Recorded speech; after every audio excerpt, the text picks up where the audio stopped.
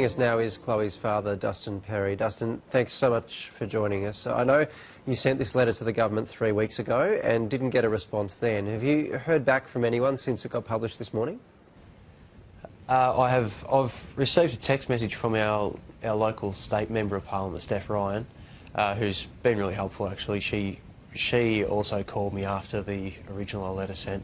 So yeah, she's been helpful, but other than that, I haven't received anything from anybody else. No. It was a really powerful letter, Dustin. I'm right behind you here. Tell the nation, what would extra funding for brain cancer mean for you and for your family?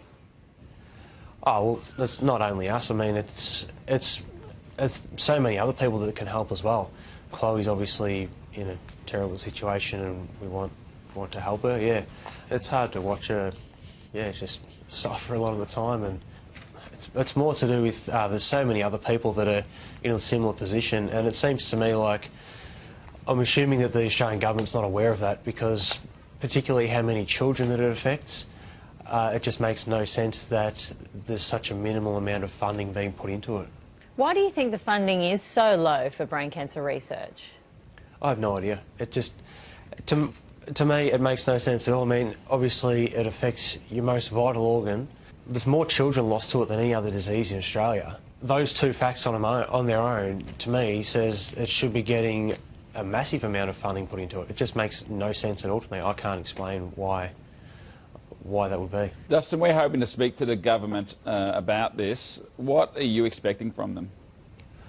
I'm expecting them to make a significant increase in the amount of funding that they're putting into brain cancer research and clinical trials, and well, just the basic science of it. I mean, there's other cancers like breast cancer, lung cancer, leukemia that get more publicity and everybody knows about them. And they have got a lot more of the government funding over the last few years, and in that time they have shown obvious increases in survival rates. So if the same thing can happen with brain cancer, I think that's the best possible outcome. I mean, it needs to be significant. It can't be just a few dollars just to make it look like they've done something. It needs to be quite significant.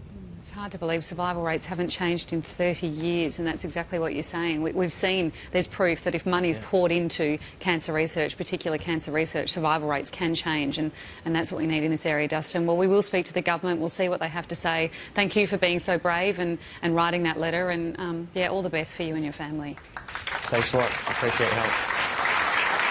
So, Perry, obviously, I know this is an area you know backwards, but I was interested to see what it's like around the world with investment, and it seems like a recurring theme. So in the UK, £376 million goes to cancer research, only $10 million to brain cancer. The USA, $31 million, Canada, $10 million, Australia, $10 million in a couple of years from 2016 to 2018. So it's low numbers everywhere. So what is your explanation for this? Why is it that this doesn't attract?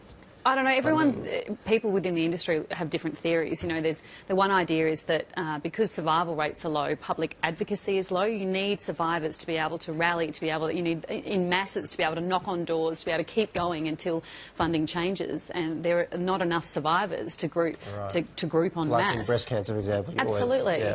One of the other theories I've heard is that it's not a good news story. You know, we could pour millions of dollars in tomorrow, and the next day there won't be a positive outcome. So it's not like within 3 years you're going to be able to get that photo up and go, here's the money we put in, and you know, here's the great news story at the end of it. It's a very cynical approach. I'd hate to think that's what's behind this, but it is going to have to be a long-term plan. Nothing is going to change overnight. It's going to need money for many, many, many years to come. And is there a question about where the money's going to come from? So do you have to take that away from? And that's the conversation, the awkward conversation. By asking for more money, it sounds like you're saying the money needs to be distributed, taken away from one cancer and given to another. And no one wants to pit cancers next to against each other. But the thing is, the proof is there. If you invest in research into certain cancers, survival rates do come down, which is incredible. That's why our scientists are doing amazing work. But the money has to come from somewhere.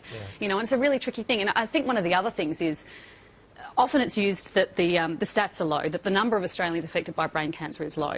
But more people will die from brain cancer under 40 than any other cancer.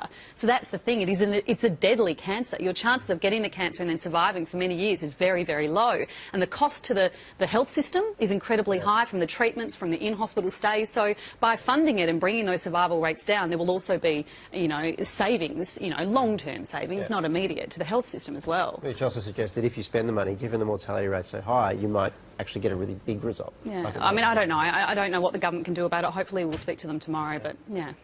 All right, we have to take a break. We'll be back with more soon.